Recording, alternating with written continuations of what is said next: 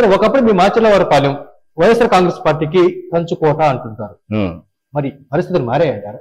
అన్ని విధాలా పనిచేసిందండి. అభిమన్యుడి చావు కారణమైనట్టు 10 మంది కలిసి చంపారు.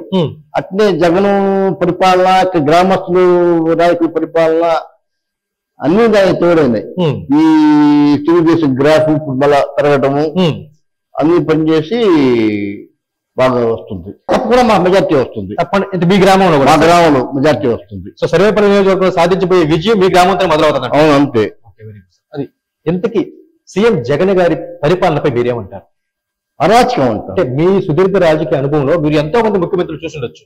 మరి ఈ ముఖ్యమంత్రి గారి పనితీరు ఇలాంటి ముఖ్యమంత్రి నేను చూడలేదు. ఇంచుమించు నాకు బ్రహ్మాండ రెడ్డి కానీ తెలుసు, వ్యవసాయ రెడ్డి బాగా తెలియదు. వ్యవసాయ రెడ్డి కూడా తెలుసు కానీ అంత లేదు. బ్రహ్మాండ రెడ్డి కానీ బాగా తెలుసు. ఇట్లాంటి ముఖ్యమంత్రి నేను చూడలేదు. ఏం సార్ ఇలాంటి ముఖ్యమంత్రి చూడలేదంటే ఏ విధంగా ఇబ్బంది పెట్టారు ప్రజల్ని? అరాచకమా? అరాచకం, ఏమైనా మాట్లాడితే కేసులు కుట్రలు వదిలేసి కేసు పెట్టాలి, కేసు పెడుతున్నారు. దుర్మార్గమైన పాలన ఆంధ్ర రాష్ట్రంలో కొనసాగుతుంది. తెలుగుదేశం పార్టీ వాదిగా మీరు జగన్ గారి పాలన దుర్మార్గం అంటున్నారు. కానీ వైఎస్ఆర్ కాంగ్రెస్ పార్టీ నాయకులు మాట్లాడుతూ సంక్షేమాన్ని అందించడంలో దేశంలోనే మన రాష్ట్రం నెంబర్ 1 స్థాయిలో ఉంది, దానికి కారణం మా పార్టీ వైఎస్ఆర్ కాంగ్రెస్ పార్టీ అంటున్నారు. ఇంతకీ సంక్షేమం పని మీరేమంటారు? ఉచిత పథకం కేవలం సంక్షేమమే కాదు, అభివృద్ధి కూడా ఉండాలి. నిరుద్యోగం తగ్గించి ఉద్యోగాలు ఇప్పించాలి. ఏమీ లేకుండా సంక్షేమం అంటే అది కాదు. సంక్షేమం కూడా అందరికి ఇవ్వటం లేదు. 130 మందికి ఇస్తున్నారు. అది కూడా ఎన్నో ఆంక్షలు పెట్టి ఇస్తున్నారు. ఎన్నో ఆంక్షలు పెట్టి 30 మంది కూడా ఇస్తున్నారు. సో అనుకున్నంత విధంగా ప్రజలకు మేలైతే జరగట్లేదు. రేట్లు బాగా పెరిగిపోయినాయి. విపరీతమైన అన్ని రేట్లు పెరిగిపోయినాయి. ఆహారానికి శేషాగతి కూడా పెరిగిపోయింది. 70 రూపాయలు శేషాగతి 150 రూపాయలు. వాడి పేరు లేదు. జగన్మోహన్ గారు చెప్పినట్టు 150 రూపాయలు చేస్తానా 250 రూపాయలు చేస్తానా అడగాల్సిన కాడికి వచ్చింది. పేరు లేదు. 150 రూపాయలు 100 రూపాయల డబ్బులే లెక్క పేర్లు. సో అన్ని రకాలుగా అన్ని వ్యవస్థల్ని జగన్మోహన్ రెడ్డి గారు తారుమారు చేసేసారు అనుకోవచ్చు. అవును. సో ఊళ్ళో రోడ్లు లేవు, ఏమీ లేవు, ఒక అభివృద్ధి అనేది లేదు. ఒకవేళ ఊళ్ళో పథకాలు వచ్చినా కేంద్ర ప్రభుత్వం గ్రాంట్ తో వస్తున్నాయి కానీ రాష్ట్ర ప్రభుత్వం గ్రాంట్ ఒక్క పథకం రాలేదు మా ఊరికి ఇలాంటికి. ఓకే, రివర్స్ పాలన. అంటే ఒక వార్డు వాలంటీర్కి ఉండేటువంటి గౌరవం కూడా ఒక గ్రామ సర్పంచ్ లేదు. అది ఇక్కడే వాలంటీర్గా మరి మంచి ఇది అది ఈ పాలన చూస్తున్నారంటారా? Okay okay. ఒకప్పుడు గ్రామ సర్పంచ్ అంటే మా వాటర్ వాళ్ళ టైంలో పేరు అదే సర్పంచ్ అంటే గౌరవించేది. ప్రతి ఒక్క అధికారులు గాని నాయకులు గాని అందరూ గౌరవించేది. ప్రథమ పౌరుడు కాదు. ఇప్పుడు ప్రథమ పౌరుడు కూడా ఒక రేషన్ కార్డు తీసుకోవాలన్నా కానీ వాలంటీర్ని అడగాల్సింది. ఒకప్పుడు మాకు ఫస్ట్ ఫార్మ్ ఎగ్జామ్స్ జరుగుతాయి కదా, ఎంట్రన్స్ ఎగ్జామ్స్. అప్పుడు మన రాష్ట్రపతి ఎవరంటే పొలం రాసేసారంటే అని చెప్పాడు మా ఊరు పిల్లడు. గౌరవించేది. చూడండి, రాష్ట్రపతి ఎవరంటే పొలం రాసేసారని రాశాడు ఆన్సర్ పేపర్ లో. మరి ఇప్పుడు అడిగితే వాలంటీర్ పేరు రాస్తారేమో సార్. Okay sir. జయాపజయాలకు సంబంధం లేకుండా సోమిరెడ్డి చంద్రమోహన్ రెడ్డి గారు చేసేటువంటి పోరాటాల పైన అది చూసినప్పుడు మీకు ఏమనిపిస్తుంది? నా బ్రదర్ ఎంతలాగా కష్టపడతాడు అనిపిస్తుందా సార్? తప్పకుండా కదండి. అతను విలువగా చూసుకోలేకపోయినారే జనం బాధ వస్తుంది. అతను విలువ చూసుకోలేక ఉండాలి ఈ సర్వేపల్లి నియోజకవర్గ ప్రజలు అనే కొంచెం బాధ వస్తుంది. అదే సార్, ఎక్కడైనా సరే ప్రభుత్వం సంబంధించినటువంటి ఆస్తులు కబ్జాకు గురవుతున్న సమయంలో కావచ్చు, ప్రభుత్వం నుంచి వస్తున్నటువంటి ఆ పథకాలు ప్రజలకు అందని సమయంలో కావచ్చు, ఎక్కడైనా సరే అణచివేత జరిగే దగ్గర అక్కడ ప్రత్యక్షమవుతారు సోమిరెడ్డి గారు. అవును, ఇలాంటి నాయకుడు కనిపించి ఒక రేర్ కదా సార్. మా గ్రామంలోనే ఇల్లు కొలగొట్టారు. మీరు దాంట్లో చూసుంటారు ఇల్లు ఎస్సీ ఇల్లు. కారణం ఏంటి సార్? తెలుగుదేశం పార్టీ అది. కారణం ఏం లేదు, మా పార్టీ నాతో బాగుంటుంది బాగుంటారు. యథా రాజా తదా ప్రజ లాగా ఆయన అక్కడ ప్రజా వేదిక కూల్చారు, ఇక్కడ ఇల్లు కూడా కూల్చేస్తున్నారంట. మొత్తం కూల్చివేత ప్రభుత్వం, కూల్చేది ప్రభుత్వం, నిర్మించే ప్రభుత్వం అయితే కాదు. మీరు చెప్పండి ఎక్కడ నిర్మించారు? నేను చెప్పాను కదా మీకు, ఏమన్నా వచ్చినా కేంద్ర గ్రాంట్ తో వస్తున్నాయి, రాష్ట్ర ప్రభుత్వంతో పని చేయలేదు. ఇప్పుడు మా ఊళ్ళో రోడ్డు కానీ శివాలయం కానీ ఇచ్చినా కూడా ఈ కేంద్ర గవర్నమెంట్ గ్రాంట్ వచ్చినాయి కానీ రాష్ట్ర ప్రభుత్వం దాంతో రాలేదు. Okay okay sir. సార్ మునిపెన్నడూ లేని విధంగా సర్వేపల్లి నియోజకవర్గంలో తెలుగుదేశం పార్టీ శ్రేణులు కార్యకర్తలు అభిమానులు అందరూ కలిసి మూకుమ్మడిగా పనిచేస్తూ సోమిరెడ్డి గారి విజయం కోసం కాంక్షిస్తున్నారు అని అధికార వైఎస్ఆర్ కాంగ్రెస్ పార్టీ నాయకులు సైతం అంటున్నారు. నిజమేనా? అంటే అంత ఏకం ఉందా పార్టీలో? మా పార్టీ బ్రహ్మాండం బాగున్నారు, ఏకంగా ఉన్నారు. మొన్న మా ఊళ్ళో జరిగిన అదే మీకు నిదర్శనం. అందరూ కలిసి పక్షిగా మొన్న వాట్సాప్ లో జరిగిందండి మా ఊళ్ళో, అది ఇది నిదర్శనం. సార్ శివకోటారెడ్డి గారు తెలుగుదేశం పార్టీలోనే సుదీర్ఘకాలంగా కొనసాగుతూ ఉన్నారు. మీరు అంటే ఎన్టీఆర్ గారి మీద అభిమానంతో పార్టీలో ఉన్నారా? ముందుగా చెప్పాను కదా, జనసేన ఫస్ట్, జనసంఘ ఫస్ట్ అని. మరి సినిమాలో మీకు ఎవరు అభిమానం అన్నట్టు? నాకు అక్కడే నాగేశ్వర అభిమాని, ఎన్టీఆర్ గారి అభిమాని కాదు. ఎన్టీఆర్ అభిమాని కాదు. ఓకే, ఆయనతో కలిసి ఎన్నోసార్లు మా ఇంటికి కూడా కూర్చున్నాడు నాగేశ్వర గారు, హైదరాబాద్ లో ఇంటికి కూర్చున్నాడు. ఆయనతో కూడా కలిసి మాట్లాడున్నాను. Family friends. ఏఎన్ఆర్ గారి అభిమాని మీరు, ఎన్టీఆర్ గారి అభిమాని కాదు. కానీ తెలుగు జాతి ఆత్మగౌరవం కోసంగా ఉద్భవించిన పార్టీ కాబట్టి తెలుగుదేశం పార్టీకి మీరు అనుకూలంగా ఉన్నారు.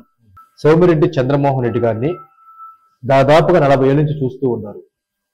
ఆయన వ్యక్తిత్వం ఎలాంటిది అంటారు? సాటి మనిషి పట్ల ఆయన ఎలా రిసీవ్ చేస్తారు? మీకు ఇందాక చెప్పాను కదా మీకు, ఆయన మంచి మనిషి, అక్కడ సహాయం చేసే వ్యక్తి. నే బాగుపోయినా మా గ్రామంలో ఎవరైనా నాతో ఎవరిపోయినా కూడా పిలిచి అలా అడిగి చేస్తారు కాబట్టి ఆయన చెప్తారు. సార్ ఇందాక మీరు మాట్లాడుతూ ఈ సర్వేపల్లి నియోజకవర్గంలో అంతో ఎంతో అభివృద్ధి జరిగింది అంటే ఇది చంద్రమోహన్ రెడ్డి గారు జరిగింది అంటారు. అవును, నిజమేనండి. మా ఊళ్ళో జరిగిన అభివృద్ధి అంతా రాష్ట్ర ప్రభుత్వం ద్వారా జరిగింది, కేంద్ర ప్రభుత్వం ద్వారా మా అభివృద్ధి జరగలేదు. అప్పుడు జరిగింది, ఇప్పుడు జరిగేదంటే కేంద్రం గ్రాంట్స్ తో జరుగుతుంది. సార్ ప్రత్యేకించి చంద్రమోహన్ రెడ్డి గారు అధికారంలో ఉన్నప్పుడు మీ పంచాయతీలో ఏమి డెవలప్ చేశారు ఇప్పుడు చెప్పగలుగుతారా సార్? చెప్పగలండి. కొత్త రోడ్లు వేశారు, పొలాలకు వెళ్ళేదానికి బాటలు లేకపోతే బాటలు ఏర్పాటు చేశారు. ఎల్లవ కాలువలు వెలుపు చేసి దుగ్గు నీరు ఏర్పాటు చేశారు. లింక్ రోడ్డు చేశారు, ఆలొట్టు మాచలపాలెం లింక్ రోడ్డు ఒకటి, Peduru to Machalapalem link road, Machalapalem to Peduru link road tar road tax అయింది. తార్ రోడ్డు 10 బుద్ధులైంది కానీ 2 నిమిషాలు అయిపోయింది. సో మొత్తం ఇదంతా ఆఫ్ చేసే పనులు, కూల్చివేసే పనులు, రోడ్ ఆగిపోయింది. డెవలప్మెంట్ జరిగిందంటే అది కేవలం సోమిరెడ్డి గారు. మరి ఫైనల్ గా చెప్పండి సార్, సోమిరెడ్డి గారి విజయం కోసంగా అటు నియోజకవర్గ ప్రజలకి, ఇటు మీ మండల ప్రజలకి, మీ గ్రామ ప్రజలకి ఏమని పిలిపిస్తారు? నేను ఒకటే చెప్తానండి, మంచి నాయకుడు, మనం పిలిపించుకున్నాం, ఆయన చేత మనం పనులు చేయించుకుంటాం, సహాయంగా ఉంటాడు. మనం ఏమన్నా చెడ్డెత్తుకోకపోయినా, ఒకవేళ చెడ్డ విషయం ఎత్తుకోకపోయినా ఆయన చేయడు. ఉండన్నా సరే కానీ మీరు చెప్పారు కానీ అది నేను చేయనన్నా చెడ్డ విషయం తీసుకుపోతే అట్టా వ్యక్తి ఆయన. సో అందుకే ఆయన్ని గెలిపించుకోవాలి సార్. మరొక మాట మీరు చెప్పండి, మీరు హైదరాబాద్ వైపు లేదంటే చెన్నైకో అటు ఇటు తిరుగుతూ ఉంటారు.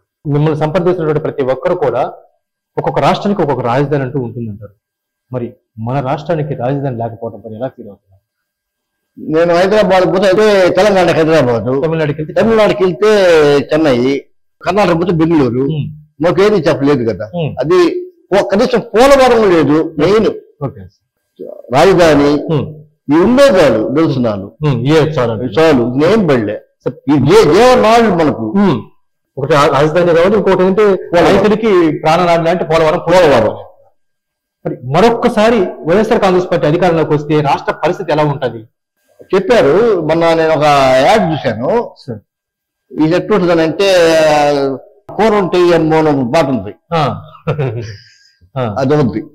అంత కూరుంటే ఏమో అటు పోవాల్సి వస్తుంది ప్రజలు. దీన్ని బట్టి మన ప్రతి సిటిజన్ కూడా సీరియస్ గా ఆలోచించాల్సినటువంటి విషయం. తప్పకుండా ఆలోచించి మంచి నిర్ణయం తీసుకుంటారని సర్వేపల్లి కానీ ఆంధ్ర వాళ్ళు కానీ నేను నమ్ముతున్నాను. ఈసారి తప్పకుండా సర్వేపల్లిలో చంద్రమోహన్ రెడ్డి, ఆ పైన చంద్రబాబు నాయుడు అవుతారని నేను. Janasena party alliance Telugu Desam party విజయంలోకి బాగా కలిసి వస్తుంది అంటారా? కలిసి వస్తుంది 10% కలిసి వస్తుంది. 10% వస్తుంది. ఓకే. సో ఎటువైపు వెళ్ళినా సరే, నిన్ననే ఒక రీసెంట్ గా ఒక వార్త వచ్చింది సార్, మీరు ఎంతగానో వివరించినటువంటి బీజేపీ పార్టి కూడా అన్నారు భాగం కావచ్చు అంటున్నారు. ఇది కూడా పార్టీకి మరింత మేలు చేకూర్చే అవకాశం మీ కూటమికి మేలు చేకూర్చేది. మేలు చేకూర్చేది. ఒకవేళ అలయన్స్ ఉన్నా అలయన్స్ లేకపోయినా ఈసారి మాత్రం తెలుగుదేశం పార్టీ విజయం ఖాయం అంటారు. ఖాయం. ఖాయం. ఎవరు అలయన్స్ ఉన్నా ఎవరు అలయన్స్ లేకపోయినా 140, 150 దగ్గర. అలయన్స్ లేకపోతే నేను చెప్పేది, అలయన్స్ లేకపోతే 140 దగ్గర. అలయన్స్ అంటే స్వీప్ ఏంటి? అవునా? మొత్తానికి వైఎస్ఆర్ కాంగ్రెస్ పార్టీ భూస్థాపితం ఖాయం అంటారు. అవునండి, వచ్చింది.